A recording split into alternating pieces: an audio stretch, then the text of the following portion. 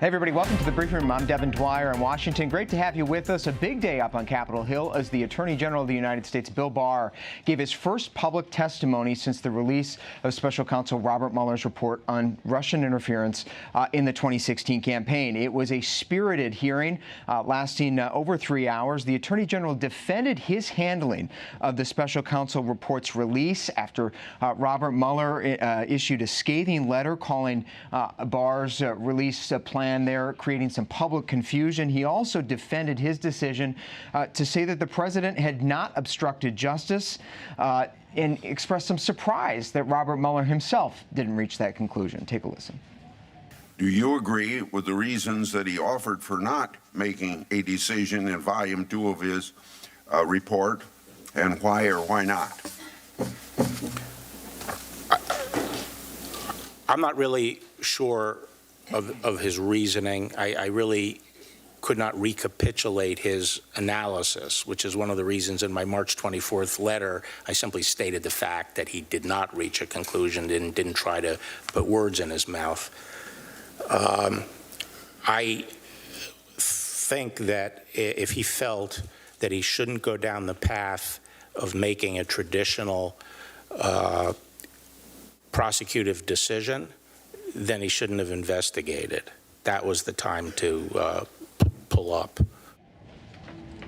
Mo, a dig at Robert Mueller. Extraordinary scene today. To help us unpack everything that went down in that hearing, we have our chief White House correspondent, John Karl, here, senior justice reporter Jack Date as well. Guys, that was quite the scene, John, and we were just talking that the Attorney General really went after Robert Mueller in an extraordinary way, not just there, but on several occasions. Well, I mean, first of all, that was your correct point. That was an incredible moment. He is really pretty aggressively criticizing Mueller's decision, which is a decision that I think will be debated for many years, not to make a call on obstruction of justice, instead to kind of leave it out there, say, here are the 11 episodes. And by the way, it's 11 episops. Everybody keeps saying 10 episodes. 11 episodes involving the president that raised questions and concerns from the special counsel about obstruction of justice. But at the very end of the hearing, Devin, you had Senator Blumenthal say that it was extraordinary to see a career prosecutor rebuke the Attorney General of the United States in the way that Mueller did in that letter. And Barr did not take issue with his use of the word rebuke. He, in fact, said that the letter was a bit snitty. Wow. The letter was a bit snitty, and he suspected written by somebody on Mueller's staff. So yes, a lot of back and forth. But look, that letter from Mueller, which just happened to be reported, come out last night, you know, in the Washington Post and released today, really is an extraordinary statement, on the record, in writing statement, disagreeing with the actions of the Attorney General regarding the investigation. And Jack, that letter's important because as we've digested the report over the past couple of weeks, in large part, we've been looking at it through the lens of what Bill Barr laid out for us at the beginning of this process. And yet last night, as John was saying, we heard for the first time from Robert Mueller, in his own words, seeing this letter, extraordinary public confusion. He accused the Attorney General of sowing public confusion. Right, in a way that could undermine the whole purpose of having the special counsel investigation. And so, but the letter, he also admitted, was provided by the Justice Department. You know, they explored whether this was some sort of leak, but he admitted that, yeah, the Justice Department provided this letter and made it public, and it really occupied a huge part of today's hearing. And so instead of talking about a lot of these obstruction allegations, these 11 episodes, we spent a lot of time talking about this letter. And by the way, you have the letter here, and what Barr said about this letter, and has said over and over again during the hearing, was that this letter, that really what Mueller was expressing concerns about was the way the press was reporting his letter. Blame the press. But I got to tell you, if you read every line of this letter, the one thing you won't see is the media or the press or public. I mean, that's not what's mentioned. What he says here is that is he is concerned that there's now public confusion about critical aspects of our investigation. There wasn't enough context, when it was first put out. Bill Barr today pushed back on that, said he always planned to release the whole thing or as much of it as he could. But this letter makes it clear, which we did not know at the time, that when Mueller turned over his report, he turned over those summaries in a way that could have been released, in a way that dealt with all the redactions. And they had talked about that, So and he was Bill Barr ready. sort of trumped that. Yeah. So Bill Barr issues his notification to Congress on March 24th. The next day is when Mueller put forward summaries with redactions saying, please put this, please make this public. And perhaps he could have done that before the 24th, yeah. So setting aside all this controversy over the rollout of the Mueller report, there was a big focus today on, as you were saying earlier, John, the decision by Robert Mueller not to come to a conclusion on whether President Trump obstructed justice. Of course, Bill Barr said in his determination the president did not. So a lot of analysis as to why and how Bill Barr reached that conclusion, including this exchange with Dianne Feinstein, the ranking Democrat on the committee. The special counsel also found McGahn is a credible witness with no motive to lie or exaggerate. So what I'm asking you then, is that a credible charge under the obstruction statute? Now, there's something very different between firing a special counsel outright, which suggests ending the investigation, and having a special counsel removed for conflict, which suggests that you're going to have another special counsel.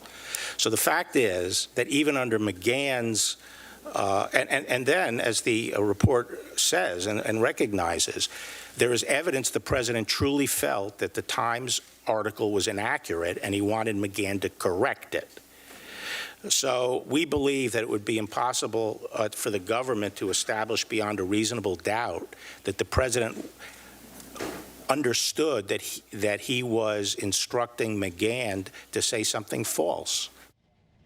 Incredible. Don McGahn, of course, the former White House counsel, a central figure in the Mueller report. And John, really some splitting of hairs here. The president told Don McGahn multiple times, as documented by the special counsel, to get rid of Bob Mueller. And here we have the attorney general saying, well, you can read it a couple of different ways, and it wasn't nefarious. Yeah, I mean, this seems to be an entirely new distinction, at least to me, the difference between firing somebody and removing them.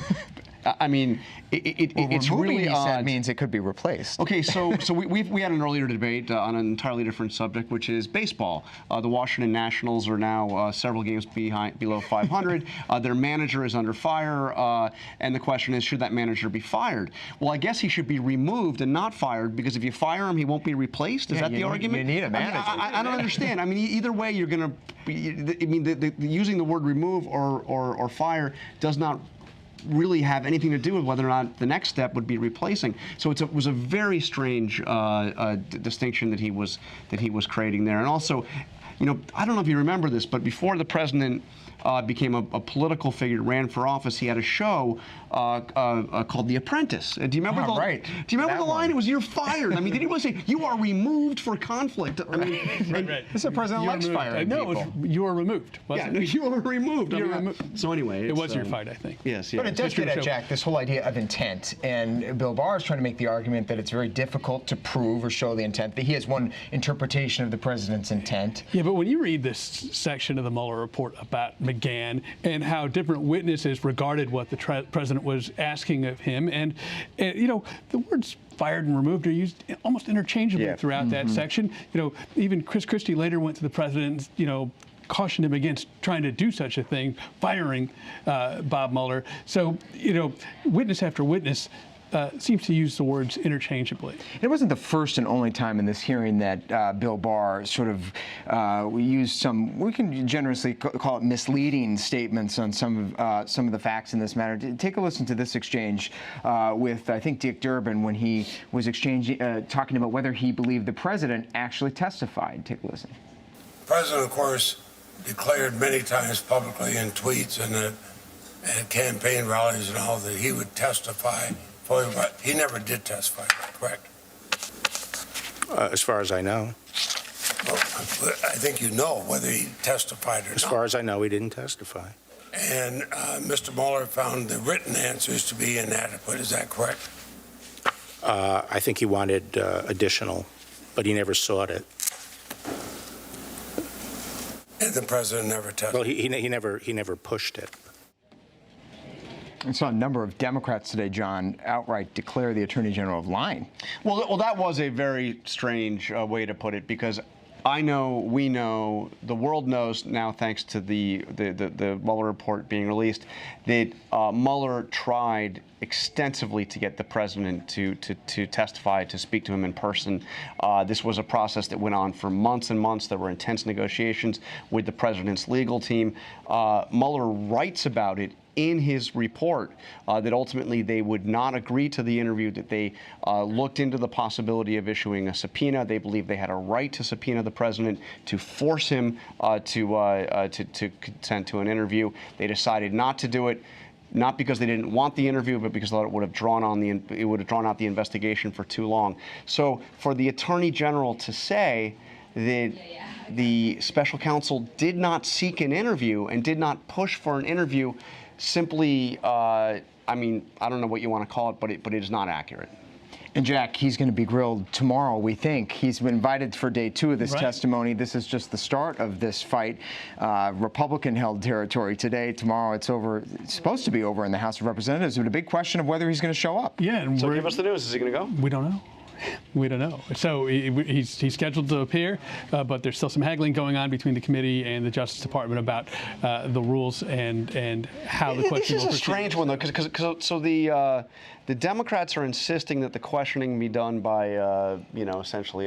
That counsel have time to question at the end, so that they want 30 minutes of counseling of questioning by staff counsel. Not unprecedented, but certainly unusual. Unusual. Sure. I mean, I can't think of it happening at all since, I don't know, the Kavanaugh hearing. It certainly happened there. Sex crime prosecutor. But still, it's kind of. I thought it was odd then. It's odd here. Don't the members of the committee feel that they are able to ask intelligent questions? I understand. Look, I understand Fred Thompson's questioning during the Watergate process and all that. There is precedent, but it does. You have to go back pretty far in a hearing like this. Right. I don't know. It requires some level of organization to be able to pull that off as a committee, to do organized questioning for each member, to not step on the next or ask redundant questions. We saw today questions being asked over and over and over by several members on both sides. I don't think that the committee, it was a shining moment in congressional investigations today. I mean, you had several of the Democrats use their questions to basically give speeches as opposed to.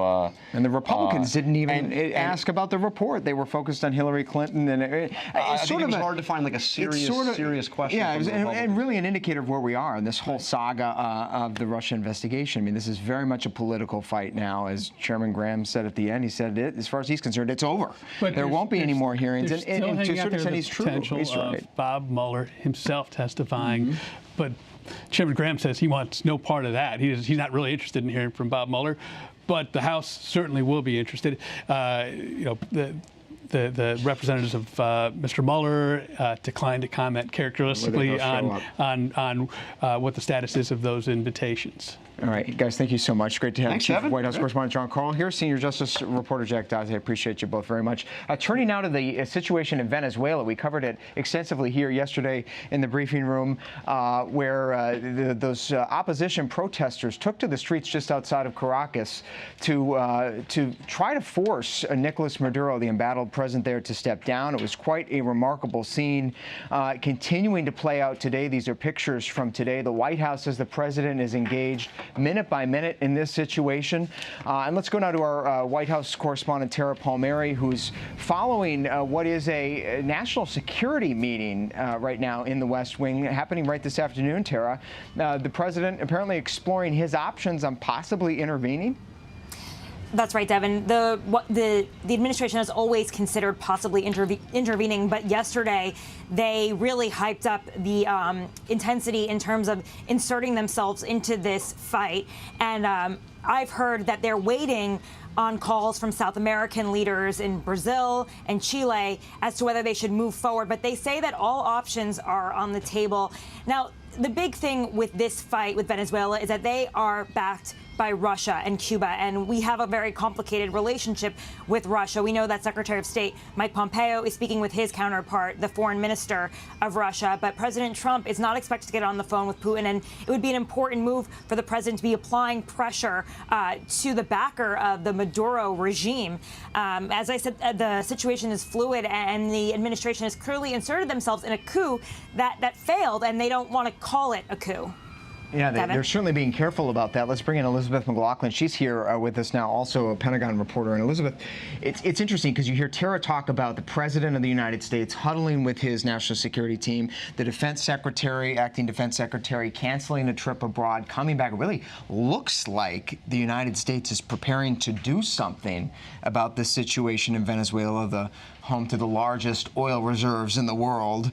And yet, is the military actually mobilizing to do something? What's the Pentagon saying? The shortest answer here is that they are not preparing for a military conflict in Venezuela. So despite Acting Secretary Shanahan, he was planning to go to Europe this week, he decided to cancel that trip and stay back in the U.S., particularly to be, I think, at this NSC meeting and prepare for possible options for Venezuela. But when we heard from top Pentagon officials on the Hill today, they will say all options are on the table. We're planning for everything. That phrase. But when you push them on, is there going to be a conflict? Are you sending troops in? That's really not the case. And I think what Chairman Dunford said is the best way to put it, is that the situation on the ground is a little bit unclear. They're gathering intelligence. They want to have good visibility of what's happening. They want to be prepared, but they're not sending troops in right now. They're not sending troops in right now, and they don't have good enough intelligence. Tara Palmieri, we also heard today from the National Security Advisor, John Bolton.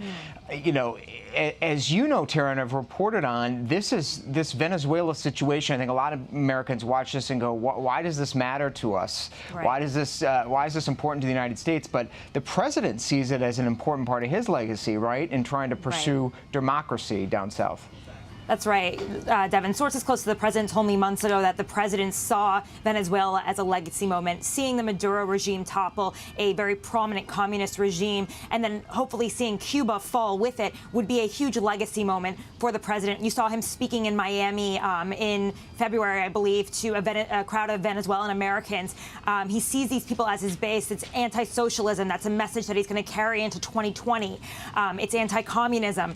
These are all messages that work for him politically, but also I was told that the president lost some interest because it wasn't happening as quickly as they thought or as easily as they thought. And I think you see that again from yesterday, the United States putting all of this firepower behind Guaido and his not actual firepower, but diplomatic and economic firepower behind the opposition leader, and then nothing happening.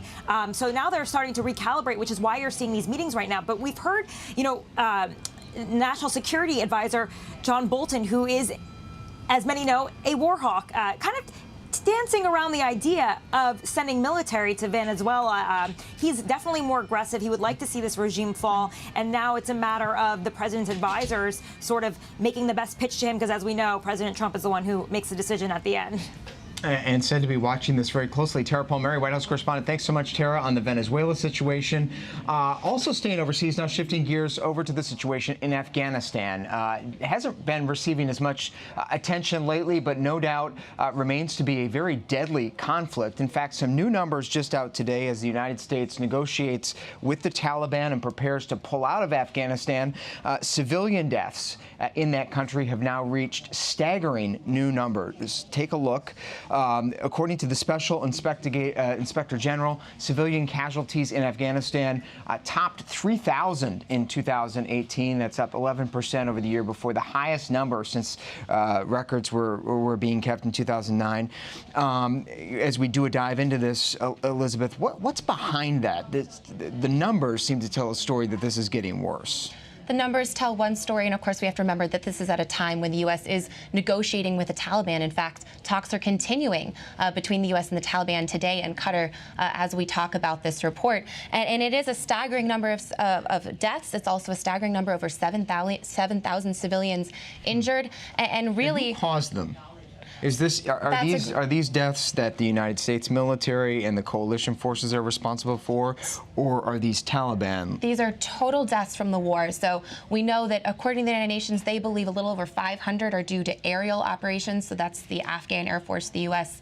And its coalition that's operating in Afghanistan. So certainly some of them caused from airstrikes, but another significant number caused by the Taliban, caused from car bombs, several, all the ways in which that this war carries on 18 years later. Had 18 years of war in Afghanistan, more than 3,000 civilians killed last year. We should note, for those keeping track at home, American service members are also still losing their lives in Afghanistan. I think, is it 7 so far this year in 2019, and 13, I believe, last year, 2018, 11, 2017. So it remains quite a deadly situation. And it's not just inside Afghanistan, Elizabeth, because we wanted to talk today and take a look at a separate report, or lack of report, on the number of deaths by the United States military outside that war zone, these counter-terror strikes. Tell us about that and what we know and don't know. Yeah, so we're talking about Afghanistan. Those numbers in terms of strikes in Afghanistan and Iraq and Syria, those are well known. The Pentagon releases data. But we don't have as much information today as we did even several years ago about those strikes that are not conducted by the Pentagon, strikes by the CIA in areas that are not war zones, so places like Pakistan, areas in Yemen. And so the Obama administration had decided that we should release a report every year of how many civilians are killed by those strikes that do not make it into the news. So these are the drone strikes, the CIA strikes, the secret operations to take out terror cells. Exactly. So President Obama said we need to issue a report for this in 2016. Several of the reports were released, but when President Trump came into office, the report never came last year. It was supposed to come out May 1st. That deadline came and went. Now we're here in 2019, and just 2 months ago, the president issued an executive order revoking President Obama's decision to release that report. So it's a step back in transparency of where the U.S. is fighting in different conflicts, even if it's not the war zones that you hear about every day. Joining the conversation now, Hina Shamsi from the ACLU, director of the National Security Project there, is with us now. Hina, you and a number of human rights groups have been pushing the Trump administration to be more transparent here. Why do we need to know these numbers, and how bad do you think it actually is? So thank you very much for having me. We've been pushing for less secrecy around these deeply controversial operations for years, and now especially with the Trump administration, where secrecy is on the rise, because Americans need to know the numbers of people, civilians and suspected fighters, who are being killed in our name. And the numbers have been far higher, as tallied by independent media and human rights group, than the administrations have disclosed. And exactly as Elizabeth was saying, just a month ago, the Trump administration, President Trump, revoked this executive order that had been flawed in that it wasn't providing perfect transparency, but at least it also included CIA strikes, which have been amongst the most problematic for their lack of transparency and their lack of accountability. And help our audience understand, Hina, the significance of these covert strikes and taking ownership of them. Some experts have talked about how this can actually exacerbate dangers and threats to the United States by inflaming tensions in communities, because as well as intentioned as some of these operations may be, they do end up sometimes causing some significant collateral damage. Yeah, so there's two sort of main problems here. One is that, the U.S. is engaged in these operations that have escalated. They started out as exceptional, as targeted against a few so-called high-level militants, fighters, and they've vastly expanded since then, including by the CIA. And what happens is that, one, the government is using war-based rules, a version of war-based rules that are far more permissive in areas where we're not in recognized armed conflict. So it's a real rule of law issue. It's also an issue with respect to the harm that is being carried out in the communities, because people may be nameless and faceless to most Americans, but they're not in the communities in which these strikes take place, and they understandably result in resentment, a wonder whether the United States cares about life and law, especially when civilians are killed. And I guess that all is very compelling. So it begs the question, Elizabeth, why does the Trump administration not want these numbers released, particularly after his predecessor had made such significant headway in trying to combat some of the things that Hina was talking about? No, that's a great question, because I actually did look back and look through when the executive order was issued to decide not to have this report come out this May. I looked back and said, what actually was the reason? The NSC said at the time that the Obama rule amounted to superfluous reporting requirements that do not improve government transparency. So I think they thought that the Department of Defense puts out a record of its strikes, and this didn't seem nearly, maybe it was duplicative in some way, but it is the CIA strikes. And so just to give you a sense of the numbers, the 2016 report was the last one that was issued by the U.S. government for these non-war zones, and it found 53 strikes inflicting between, about 450 combatant deaths, and that's not an insignificant number for 1 year. So 450 deaths from secret strikes in 2016, and as Hina was saying, we think that the number has escalated significantly as the Trump administration embraces this approach. Hina, real quickly before we let you go, what recourse do human rights groups and advocacy groups like yours have to try to force transparency here? Are these things that could be FOIA'd in court? So we have a years-long history of pursuing this kind of information through FOIA, and that resulted in the release of the Obama administration's framework for lethal force. Another thing, though, is very importantly congressional action. And so members of Congress, after President Trump, took back that executive order, have said that they want to increase transparency. And just today, thanks to Congress, DOD is supposed to report on, the Defense Department is supposed to provide a detailed report on civilian casualties by its strikes. So that will be really important to look out for, to see how credible that is. But the CIA is still shrouded in secrecy. Indeed, they are, and this administration taking a step back into secrecy on these drone strikes and secret operations. Hina Shamsi with ACLU, thank you so much, Hina, for coming in. And finally, and thank you for your analysis too, Elizabeth. Finally today, though, we end on a lighter note. I don't know, do you like to go bowling? Do you have a good bowling game? I'm not the best bowler, but I won't turn it down. All right, I don't know if bowling is still in fashion out in your neck of the woods out there, but it certainly still is at the White House. In fact, the bowling alley, the presidential bowling alley, just got a makeover. There it is. These are pictures put out by First Lady Melania Trump's office today, and you see it there in the Be Best logo on display, and the new shiny presidential bowling balls. These are children from the Secret Service staff that protects the First Lady. There she is. And they're celebrating this. The bowling alley, presidential bowling alley, was first installed in 1973. It hasn't been updated since '94, so it got a much-needed makeover. New wood floors, some new artwork, new lighting. It's a single lane, so it's one at a time there. A little crowded. But we sort of were all wondering, how much did this cost? Did taxpayers pay for this? Well, it turns out they did not. It was all sponsored by the Bowling Proprietors Association of America. They footed the bill for that thing, so there we go. What a great experience for those kids. Yeah, see those Secret Service kids in there on the bowling alley. So I'll meet you at the bowling alley at some point. Maybe we should have a face-off, briefing room face-off. One lane. All right. Let's do it. Great to have you with us today on this very busy Wednesday in the briefing room. I'm Devin Dwyer. Great to have Elizabeth McLaughlin here as well. Hope you join us tomorrow, 3:30 Eastern Time on ABC News Live. We will be back then.